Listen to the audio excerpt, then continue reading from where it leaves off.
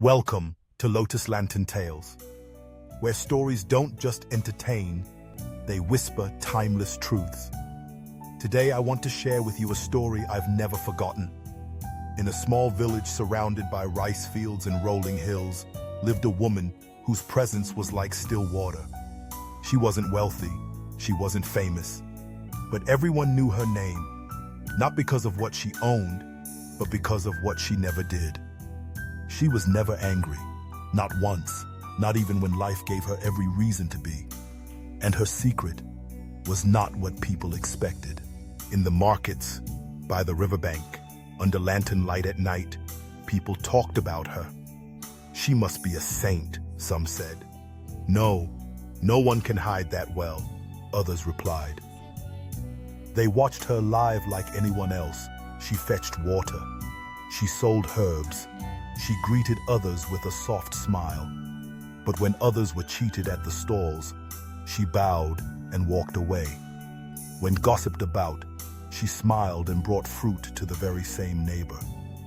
When a child kicked mud at her robe, she cleaned it with a leaf and said nothing. Was she cold? Was she emotionless? No. Her eyes were kind, her gestures warm. And yet, not once did her calm ever break. And so the village began to wonder, is she human like us, or something else? One summer morning, as cicadas sang from the trees, a young monk appeared at her home. He had walked miles from the monastery, fueled by curiosity and a trace of pride. "I've heard of you," he said. "They say you never get angry. Ever." The woman looked up from her garden and offered him a seat. "Would you like tea?" she asked. "No," the monk said. "I didn't come to drink tea. I came to see for myself." Without waiting, he began. He mocked her age. He criticized her clothing. He accused her of pretending to be virtuous. The villagers watched from a distance, shocked. But the woman simply sat, hands resting on her lap, face as serene as the morning mist. Not a word, not a frown, not a single shift in tone. The monk grew louder. His voice echoed across the yard. "Why don't you defend yourself?" he demanded. Still, she said nothing. She poured tea slowly, letting the scent rise between them. He slapped the table. The tea trembled, but didn't spill. "Are you not angry? Are you not human?" Finally, she looked at him, not with pity, not with pride, but with peace. And then she spoke. "I used to be angry. I know the burn, the shaking hands, the sleepless nights. I know what it's like to carry fire in your chest and think it makes you strong." She placed the teacup in front of him. "But then I learned, when I hold on to anger, I suffer twice. I feel the pain, and then I keep it alive with my own hands. So I stopped. Now I let others throw fire, but I no longer hold wood for it to burn." The monk sat there, breath slowing, his frustration beginning to melt. In front of him was no warrior, no scholar, just a woman pouring tea with steady hands. But in that quiet act, there was a lesson sharper than any sword.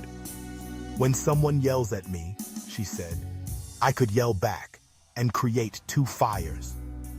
But what good is that? If their words are rooted in their own pain, must I carry that pain too?" I've learned to pause, to breathe, to listen beneath the noise. Sometimes behind harshness is fear. Behind cruelty is sorrow. And if I can see that clearly, I don't need to protect myself with anger. I can respond with awareness, or simply let it pass. She looked up at him again. "I choose not to be a mirror. I choose to be a window." The monk stared at the cup in his hands. For the first time, he felt ashamed, not of her silence, but of his noise. "All my learning," he thought, "and I've never met a master like this."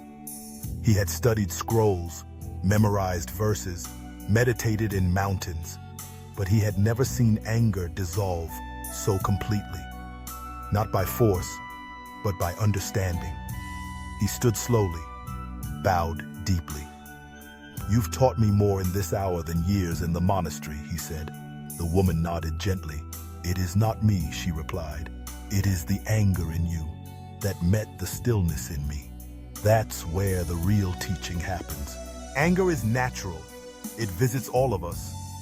But staying angry is a decision.